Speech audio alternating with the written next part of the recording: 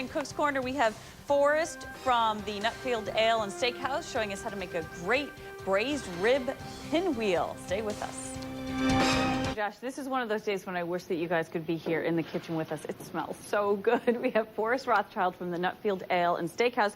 Thanks for being here, Forrest. Absolutely, thank you. Now, you're making a braised beef rib pinwheel. Yes. Now, what is that? It's actually a new cut that one of our purveyors happened to tell us about, because braised ribs often have to cook it for many hours, and they're talking about a new way that you can present it.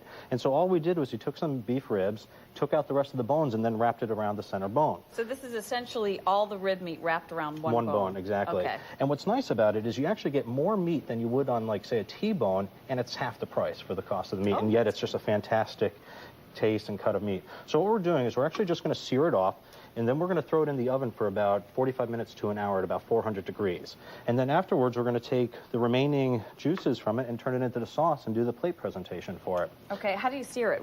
Well, what we did is we simply took our sauté pan, heated it up, threw a little butter in there, and we put the rib in there. But because we want to get the sauce going also, we threw a little red wine in there. You can actually use almost any wine you like. I just happen to be a Cabernet fan, so we threw a little in there. We got a little salt, pepper, garlic, shallots, and some butter. And the great thing about butter is that it always gives that extra wonderful creamy flavor to it. It sounds sinful, but it's really... And as soon as you added the red wine, the whole smell of it just changed. Yes, it just gives it almost a dynamic smell and atmosphere to it. And so that's one of those things that's always great to have an audience around and be able to have people smell it, because then it's just gets a palate going and everybody's ready to eat it. And this is something we're actually going to be doing as a special from time to time in the restaurant. It's not actually on our full-time menu right now. So if people want to check it out, they're always welcome to stop down and see what we got going for our specials. Now, you are the Nutfield Ale and Steakhouse. Is there any beer in this?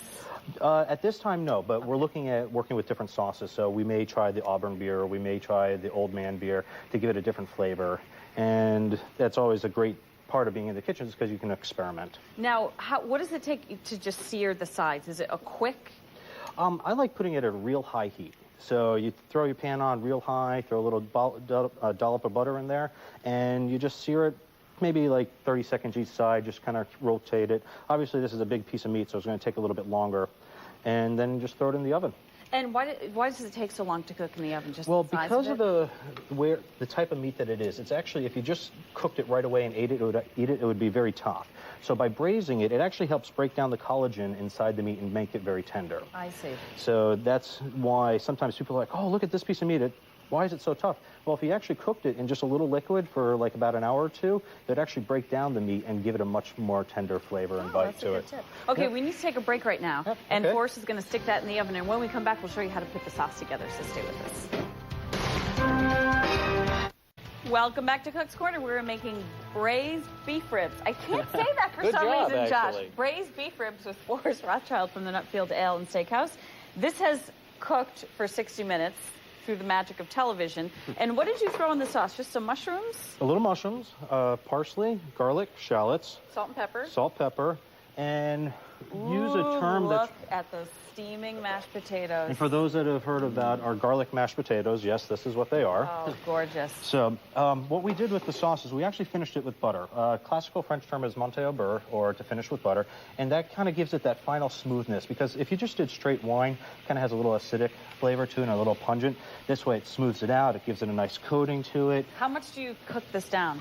Well, I actually had cooked the wine a little bit more in advance, so it would reduce real quickly, but all you have to do is you reduce it so it has a little bit thickness in the consistency. Let's see, I've got a spoon right here. And what you want to do is what's referred to as nappe, or to coat the back of the spoon. Oh, I see. And got that, Josh? Nappe? Taking notes.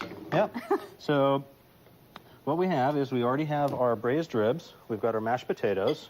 Yeah, let's finish this plate up here. And let's throw a little garnish on there.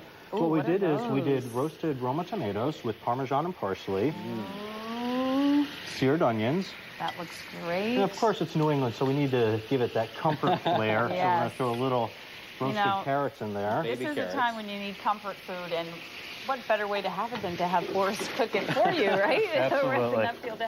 While you finish this off, why don't you give your phone number?